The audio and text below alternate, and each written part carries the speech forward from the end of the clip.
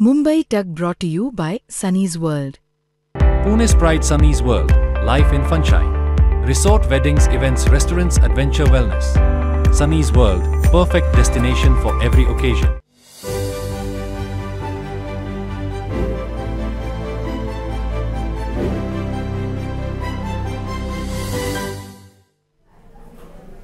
नमस्कार, मी हर्षदा परब. धुळ्याच्या गुलमोहर या गेस्ट हाऊसच्या रूम नंबर 102 मध्ये 1,84,00,000 रुपये सापडले. मध्यरात्री पैसे मोजायची मशीन घेऊन येऊन पोलीस आणि यंत्रणांनी हे पैसे मोजलेले आहेत. पण या रूम मध्ये एक प्रकारे भ्रष्टाचारासाठी आणलेले पैसे होते. विधिमंडळाची जी आमदारांची समिती आहे त्यांना देण्यासाठी आणलेले हे पैसे होते, अधिकाऱ्यांनी आणलेले हे पैसे होते असा आरोप करण्यात आलेला आहे. आणि त्या रूम मध्ये 5 कोटी रुपये होते असा सुद्धा आरोप करण्यात आलेला आहे. हा आरोप करण्यात आलेला आहे तो म्हणजे ठाकरेंचे नेते आणि माजी आमदार अनिल गोटे यांच्याकडनं. आणि विशेष म्हणजे ज्या रूम मध्ये 1,84,00,000 रुपये सापडले आहेत ती रूम एकनाथ शिंदेंच्या शिवसेनेचे जालन्याचे आमदार अर्जुन खोतकर यांचे पीए असलेले किशोर पाटील यांच्या नावानं बुक होती. याच्यावरनं आरोप प्रत्यारोप सुरू झालेले आहेत. विशेष म्हणजे या सगळ्याबद्दलची माहिती समोर कशी आली. अनिल गोटेंनी या सगळ्यासाठीचे प्रयत्न तर केले, तिथं ठिया मांडून बसले, पण 5 कोटी रुपयांचा त्या रूम मध्ये असल्याचा आरोप ते करत होते आणि प्रत्यक्षात मात्र तिथं 1,84,00,000 रुपये सापडले. नेमकं तिथं काय घडलं, हे अधिकारी कोण होते जे पैसे जमा करत होते, ते कोणाला पैसे देण्यासाठी हे पैसे जमा केले जात होते, अशा अनेक प्रश्नांची उत्तर आपल्याला अनिल गोटेंकडनं घ्यायची आहेत. अनिलजी, स्वागत आहे तुमचं मुंबई तकच्या या कार्यक्रमामध्ये.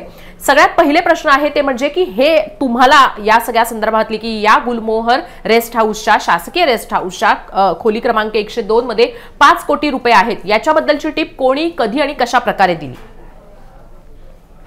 त्या खोलीमध्ये अजून खोदकाराचे त्याशिवाय राहत होते. 15, 5, 25 तर 16, 5, 25 त्यांचा 5 एकच दिवसाचा होता. पण ते 21 तारखेपर्यंत थांबले. रोज दुपारी 2 वाजता ते धुळ्याच्या आले श्री महेश शेलार यांच्या ऑफिसमध्ये जाऊन बसायचे. त्या ठिकाणावरून ते फोन करायचे आणि सगळ्या अधिकाऱ्यांना सांगायचे ते असे कमिशन देणार आहे, त्यासाठी पैसे द्या. माझ्या माहितीप्रमाणे धुळे महापालिकेचे 90 लाख, PIC 50 लाख आणि बाकीच्या अधिकाऱ्यांचे तालुका आरोग्य अधिकारी, तालुका पशुसंवर्धन अधिकारी कोणीच सोडून आणि हे मला कळल्यावर माझ्या कार्यकर्त्यांनी सांगितलं की बरंच ते लक्ष ठेवून पैसे. मग त्यांनी लक्ष ठेवलं. त्याने मला सांगितलं, आला साहेब तिथे 4.5 ते 5 कोटी रुपये आलेले आहेत. हे 4 वाजता ते मला सांगितलं. मी 5 वाजता तिथे गेलो. त्याच्या आधी एक अनोळखी गाडी आली. त्या गाडीमध्ये काही पैसे भरले आणि ती गाडी निघून गेली. माझ्या ह्या बोलली. पण मी तिथे गेलो त्यावेळेला त्या खोलीला एक खाजगी लावलं होतं. रस्त्यावर शिपाऱ्यांमध्ये केलेली आहे, त्यामुळे आपल्याकडे त्या पाचव्याला वेळे आहे. मी त्याचा मुख्यमंत्री मुख्य मारा आहेत. माझ्या कार्यकर्त्या सांगितलं माझ्या इच्छित पैसे ठेवले. मी 6 वाजता एसपीला फोन केला, रिचार्ज ठेवले आणि सांगितलं त्यांना तुम्ही या शहराने घ्या, या शहराने रेस्टॉरंट मध्ये पैसे ठेवले आहेत आणि पोलिसांना पाठवून ताब्यात घ्या. ते मला 6 मिनिटात येतो. अजून तर काही 10 मिनिटं पूर्ण झालेले आहे. आणि मग मी आयसीला फोन केला, रेव्हेन्यू कमिशनर साहेबांना फोन केला, त्यानंतर ऍक्सिडेंट कमिशनरला केला, मुंबई ऍक्सिडेंट कमिशनरला केला. त्यांनी आम्हाला सांगितलं की तुम्ही इन्कम टॅक्सकडे तक्रार करा. आता हे जे उत्तर द्यायचे तक्रार द्या मिळणार. आणि शेवटी रात्री 11:30 वाजता त्याच ठिकाणी किशोर काळे नावाचे ऍडिशनल एसपी आले. ते म्हणाले आम्हाला या फिल्मचा तपास करायचा आहे, तुम्हाला आम्हाला सहकार्य करा. आम्ही जो माझा एक कार्यकर्ता रवींद्र परदेशी आज त्याच्याबरोबर 4 मशीन आल्या पैसे मोडण्याच्या. 11:30 वाजेपासून 4 वाजेपर्यंत पैसे मोडून होत्या. 1,84,00,00,000 रुपये सापडले. आता हे पैसे पुढे आले, कशाचे आले? सीसीटीव्ही फुटेज गुलमोहर बघायचं आणि जिल्हाधिकारी कार्यालयाचं ताब्यात घेतलं पाहिजे. त्याशिवाय यामध्ये काही तथ्य सापडलं नाही. बघा विचार. हा, तुम्ही म्हणताय त्याप्रमाणे की या सगळ्या संदर्भामध्ये तुम्हाला टीप मिळाली होती आणि त्याच्यानंतर तुम्ही लक्ष ठेवलं, पण या बद्दलचे पुरावे तुमच्याकडे आहेत का? हे पुरावे तुम्ही जमा केले आहेत का? उद्या समजा जर का तक्रार झाली किंवा या सगळ्या संदर्भामध्ये तपास करायचा असेल तर तुमच्याकडे हे पुरावे आहेत का? कारण तुमच्या पण कार्यकर्त्यांना तिथं लक्ष ठेवलं होतं, वॉच ठेवला होता म्हणून. माझे कार्यकर्ते पोलिसला पण दाखल करतील ना, त्याशिवाय काय कर. आणि माझ्याकडे एका गाडीचा फोटो आहे ज्या गाडीमध्ये पैसे गेले. यापेक्षा काय पुरवायला पाहिजे? माझं कोणी सहा करून पैसे जमा केले तिथे. तुम्ही म्हणताय त्याप्रमाणे अनेक अधिकारी हे पैसे जमा करत होते आणि एका ठिकाणी बसून हे पैसे जमा केले जात होते. अनेक विभागातल्या अधिकाऱ्यांना या संदर्भातल्या सूचना दिल्या होत्या. साधारण किती विभागातल्या, कुठल्या विभागातल्या अधिकाऱ्यांना याबद्दलच्या सूचना दिल्या होत्या आणि त्याच अधिकाऱ्यांना या सूचना का दिल्या होत्या? तुमच्याकडे याच्याबद्दलची काय माहिती? असं आहे की सगळ्या अधिकाऱ्यांना सूचना होत्या. सरकारमध्ये जे अधिकारी आहेत त्या सगळ्या अधिकाऱ्यांना सूचना होत्या. तालुका आरोग्य अधिकारी, तालुका पशुसंवर्धन अधिकाऱ्यापासून तर महापालिकेपर्यंत कोणी जवळ सूचना नाही, कोणी सूचना नाही.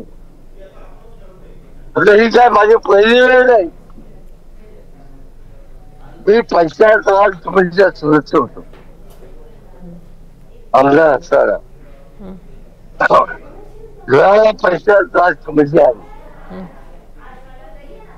आणि आल्यानंतर सर्किट हाऊसवर तत्कालीन जिल्हाधिकारी, तत्कालीन आयुक्त, तत्कालीन मुख्य कार्यकारी अधिकारी, तत्कालीन एसपी यांना मी सांगितले आणि पैसे वाया केले आहेत. त्यामुळे काय पुरावा नाही.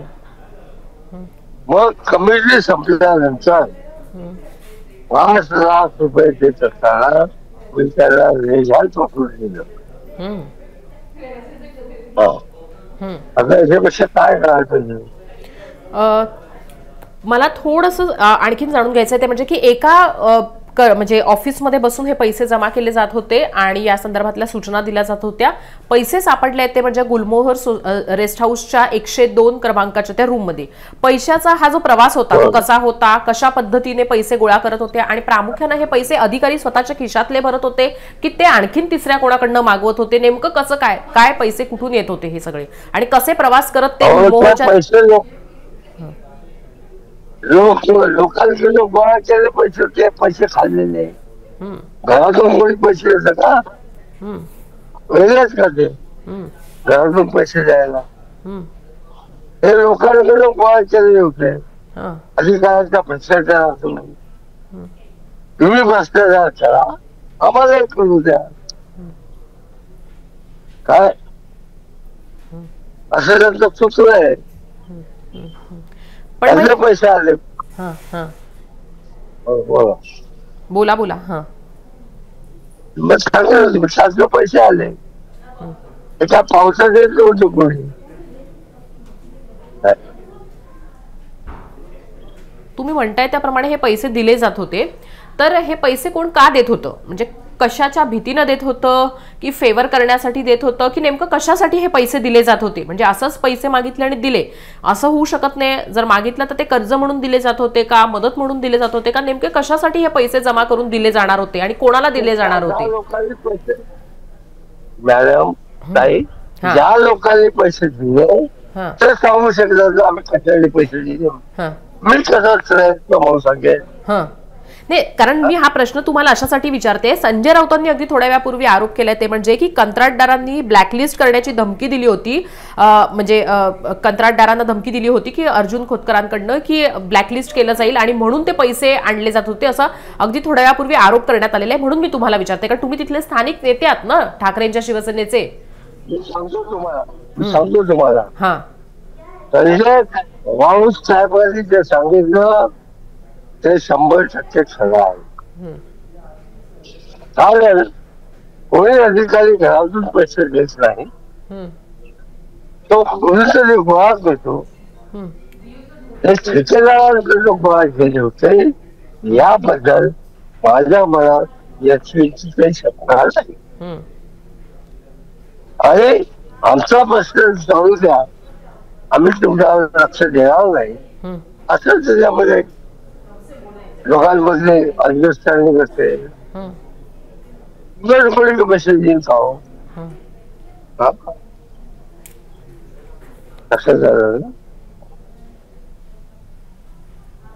बरं. हा, तुम्ही ज्या रूमच्या बाहेर बसला होता ती 102 क्रमांकाची रूम, तिथं तुमचा असा आरोप होता ते म्हणजे की 5 कोटी रुपये आहेत. पण प्रत्यक्ष जेव्हा ती मोजणी झाली तेव्हा 1,84,00,000 रुपये आढळले. तर मग तुमचा आरोप आणि आढळलेले पैसे याच्यामध्ये तफावत आहे. नेमकं काय घडलं? म्हणजे पैसे तिथनं कोणी काढले आहेत का? हा.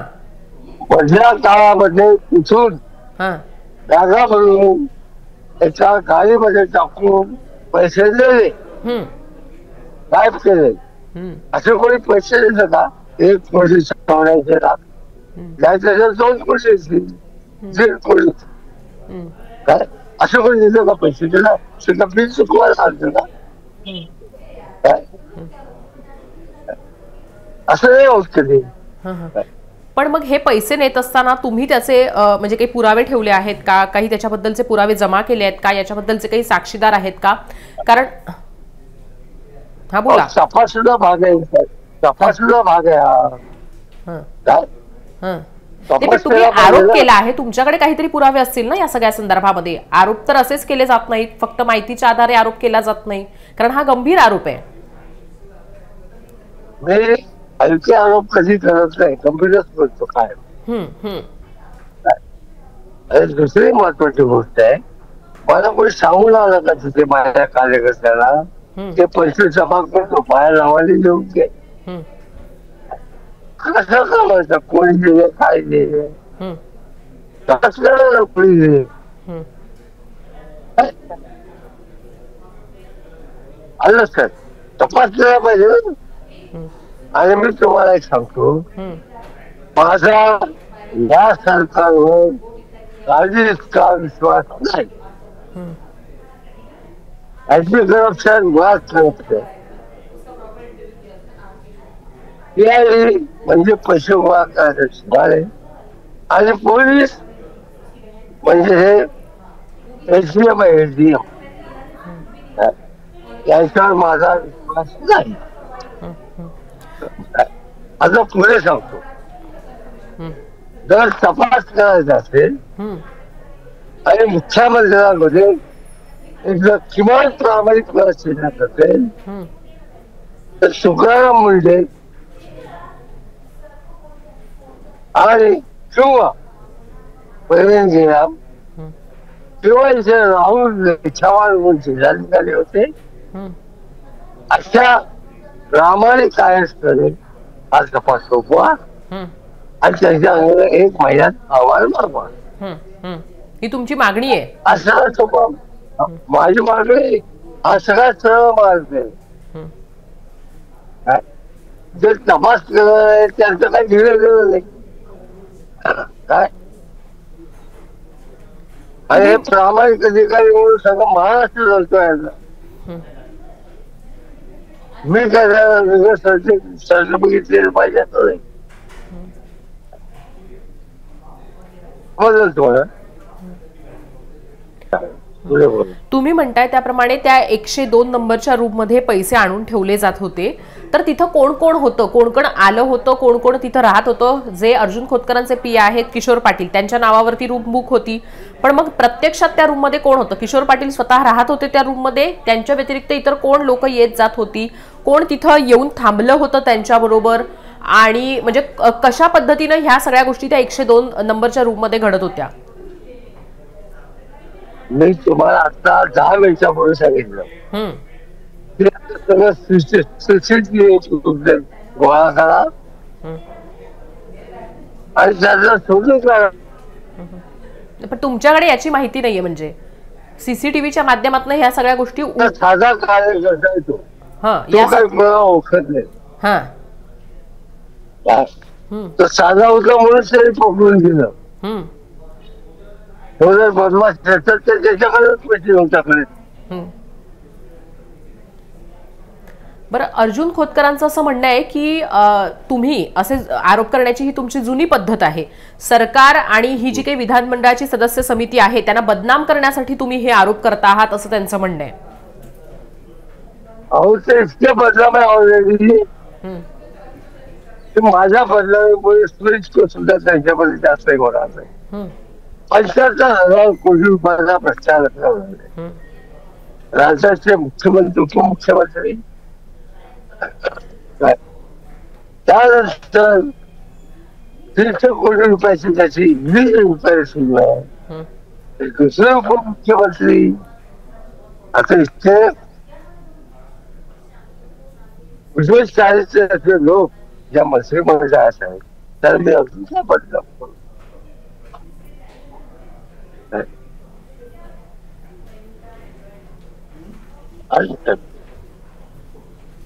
अरे मी पुढचे वाक्य सांगतो तुम्हाला. हॅलो, हा बोला बोला. माझ्याकडे चंद्रशेखर बावनकुळे, देवेंद्र फडणवीस,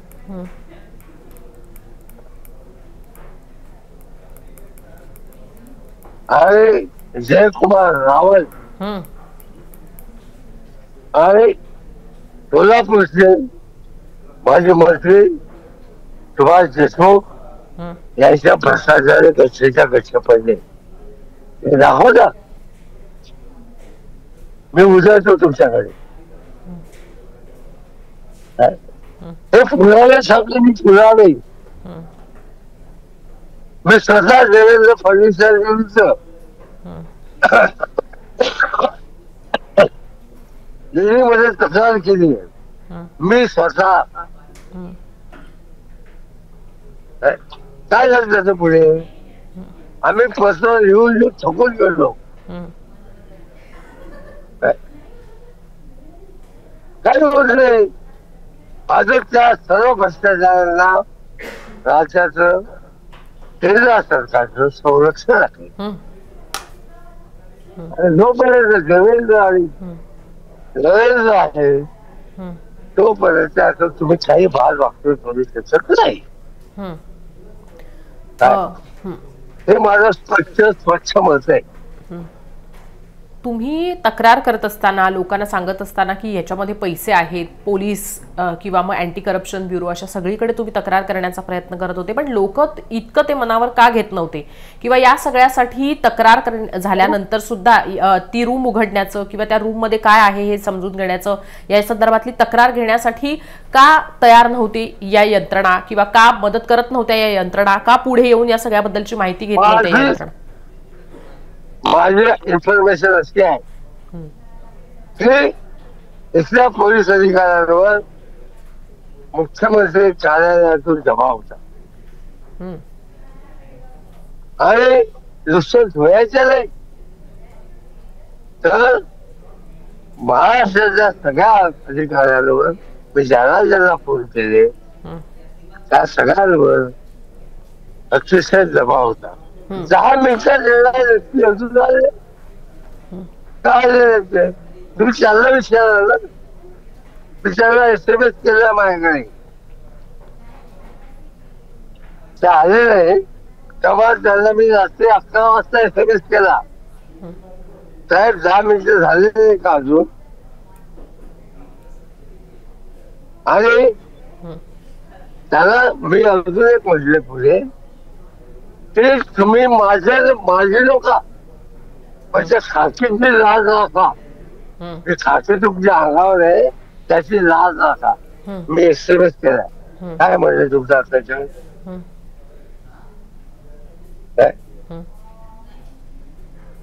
पण हा दबाव कोण टाकता आहे, का टाकता आहे आणि त्याच्यात दबाव टाकणाऱ्याचा फायदा काय आहे, म्हणजे कशाला दबाव टाकला जातोय असं तुम्हाला? अहो इथे 12 आमदार आले होते, हिंमत का फडणवीसांची त्या 12 आमदारांना आरोपी केला आहे का हिंमत? काय मी कोर्टामध्ये साक्षी पुरावे करतो याची चांगलंच नाही. हे जितका जास्त भ्रष्टाचारी असेल तेवढा त्याला जास्त प्रिय आहे. भुजबळ आला माझ्यावर बसून घेतलं काय स्वतःच सांगतात की आम्हाला त्याच्या माझ्यावर बसवावं लागेल. आम्हाला काय करायचंय त्यांच्या माझ्यावर बसा, त्याचं काळजी माझ्यावर बसा, आम्हाला काय घ्यायचं काय राज काय ना काय अतिशय निर्लज्ज कपटी कारस्थानी केसाने गळा कापणार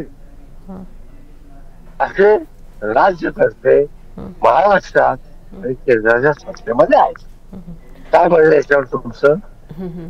तुम्ही म्हणताय त्याप्रमाणे, पण संजय राऊतांनी कसा आरोप केलाय ते म्हणजे की किशोर पाटील यांना जेव्हा कळलं की या सगळ्या गोष्टी घडता आहेत, याबद्दलची माहिती बाहेर गेली, तेव्हा ते घराला कुलूप लावून म्हणजे ते जे रूम आहे त्याला कुलूप लावून ते पळून गेले. तर याच्याबद्दल काय माहिती, म्हणजे तुम्हाला कळल्यानंतर किशोर पाटील तिथे होते का ज्या दिवशी, म्हणजे ज्यावेळेस तुम्हाला कळलं त्यानंतर, आणि त्यांना जेव्हा कळलं की तुम्हाला कळले आणि तुम्ही अशा पद्धतीने तक्रार करणार आहात तेव्हा ते पळून गेले होते का?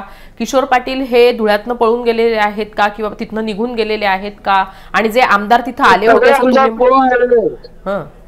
सगळे आमदार पळून गेले, एकही रस्ते आला नाही.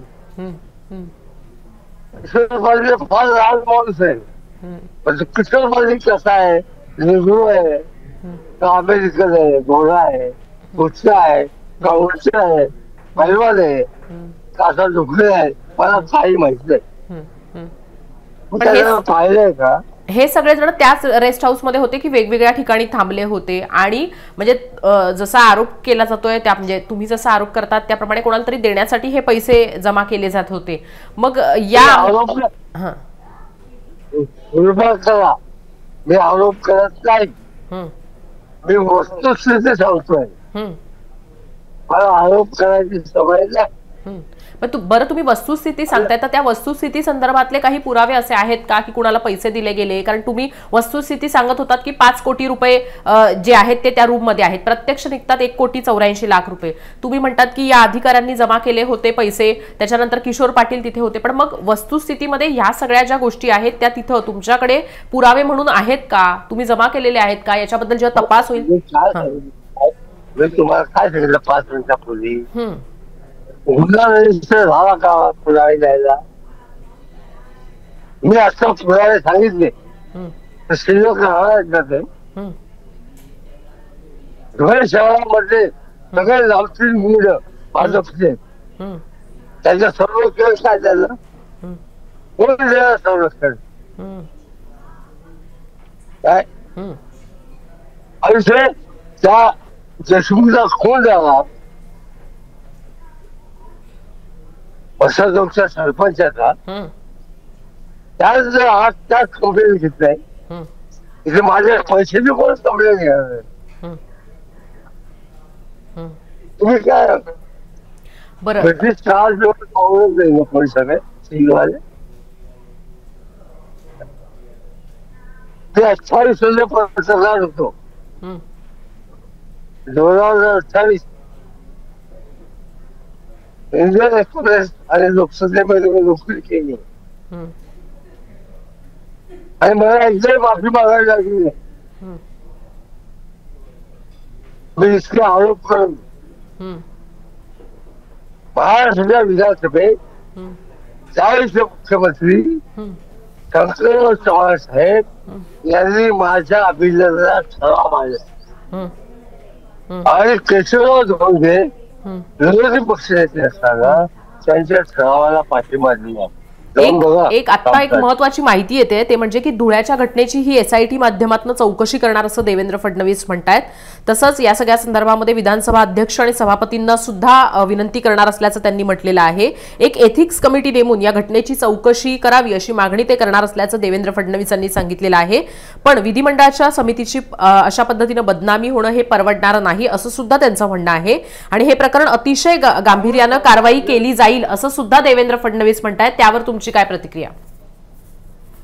अहो स्वतः देवेंद्र फडणवीसांना मला या आमदारांच्या कमिट्या केल्या त्यावेळेला तुम्ही काय भाषण केलं होतं? काय भाषण केलं की या कमिट्या झाल्या त्या आमदार जातात दौऱ्यावर पैसेगोळा करतात अशा तक्रारी आल्यामुळे आम्ही या कमिट्या बरखास्त केल्या होत्या. मग कशाच्या आधारावर म्हणाले रेकॉर्डेड. पण आता ते SIT चौकशीच्या संदर्भामध्ये मागणी करणार असल्याचं म्हणतायत. ही घटना गंभीर आहे असं सुद्धा म्हणतात. गांभीर्याने याच्यावर कारवाई केली जाईल असं सुद्धा म्हणतात. हे आश्वासक नाही का वाटत आहे? अहो देवेंद्र फडणवीसांनी आजपर्यंत कुठल्या गंभीर गोष्टीवर कारवाई नाही. काय मत्सा जोगच्या सरपंचाला खून झाला पब्लिक काय झाला लोक रस्त्यावर आले. पण तुम्ही देवेंद्र फडणवीस सांगाल का? मी शिकायचं उचलून आहे. मी 1 वर्ष आधी उगाच राजे माझे आमदार तिथला काय अहो हे काय करते याची काय ताकद आहे? ज्या मंत्रिमंडळामध्ये एकापेक्षा एक भ्रष्ट मंत्री आहेत त्या मंत्री परिणामामधलं काय अपेक्षा करायची? देवेंद्र फडणवीसांची हिंमत असेल तर त्याची तुकाराम मुंडेंच्या अध्यक्षतेखाली समिती नेमा. तुम्ही आरोप केलेले आहेत. मी असलं भरपूर SIT पाहिलं. मी स्वतः SIT पद्धत स्थापित केलं सामोरे गेलोय.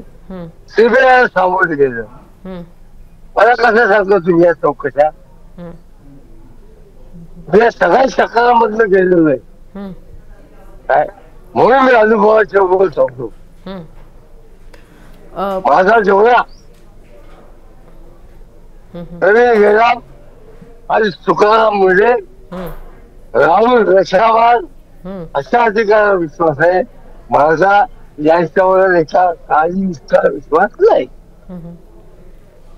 मग दाद कोणाकडे मागणार तुम्ही? तुमचा जर म्हणजे तुम्ही म्हणताय त्याप्रमाणे प्रशासकीय यंत्रणेनं सुद्धा तुम्हाला येतोय तो सांगून आले नाहीत, दुर्लक्ष केलं, इथं SIT स्थापन करण्यात आली आहे तर तुम्ही म्हणताय की माझा काही अशा अनेक चौकशा लावण्यात आलेल्या आहेत आणि त्याच्यामध्ये पुढे काही मिळत नाही किंवा होत नाही, तर मग नेमकं कशा पद्धतीनं या सगळ्यामध्ये न्याय मिळवणार आहात किंवा या सगळ्या गोष्टी उघड आल्याच्या ज्या काही दोषी आहेत त्यांच्यावर कारवाई होईल असं तुम्हाला वाटतं?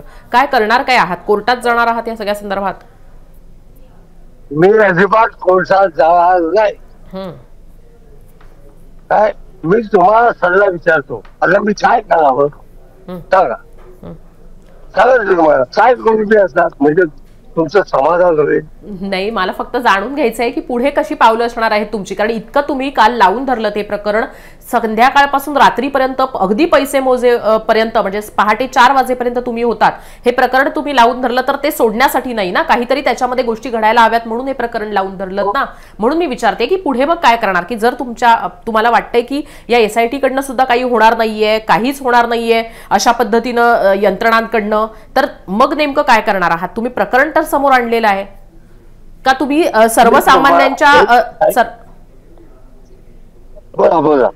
सामान्यांच्या समोर हे प्रकरण आणण्यासाठीचा फक्त तुमचा प्रयत्न होता, इथून पुढे जे होईल ते होईल असं तुमची भूमिका आहे का? माझी भूमिका स्वच्छ आहे. 12 आमदारांना आमची करा, त्यांनी कोर्टामध्ये सिद्ध करावं ते पैसे आमच्याकडे आले होते. जी काय शिक्षा ती बघूया आणि यापेक्षा जास्त काय सांगू तुम्हाला. ओके, मी तुमच्याकडनं माहिती घेण्याचा प्रयत्न केला की कशा पद्धतीने या सगळ्या गोष्टी घडलेल्या आहेत, तुम्ही या सगळ्या गोष्टी उघड का केल्यात, कशा पद्धतीनं केल्यात, तुमच्याकडे काय माहिती समोर आली आणि तुम्ही म्हणताय त्याप्रमाणे की काही पुरावे तुमच्याकडे आहेत, काही गोष्टी तुमच्याकडे आहेत आणि हे सगळं उघड करण्याचा प्रयत्न तुम्ही केलेला आहे.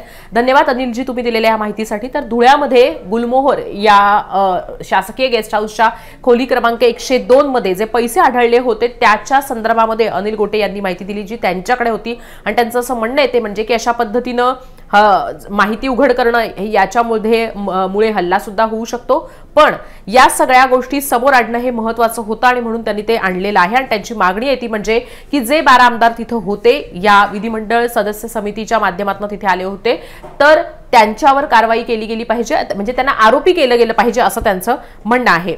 तर मुंबई तकवर या संदर्भातले महत्त्वाचे अपडेट्स तुम्हाला लाईव्ह आणि व्हिडिओच्या सेक्शनमध्ये नक्की पाहता येतील. mumbaitak.in या आपल्या वेबसाईटवर या संदर्भातल्या सविस्तर बातम्या सुद्धा वाचता येतील. हा इंटरव्ह्यू पाहिलात त्यासाठी धन्यवाद.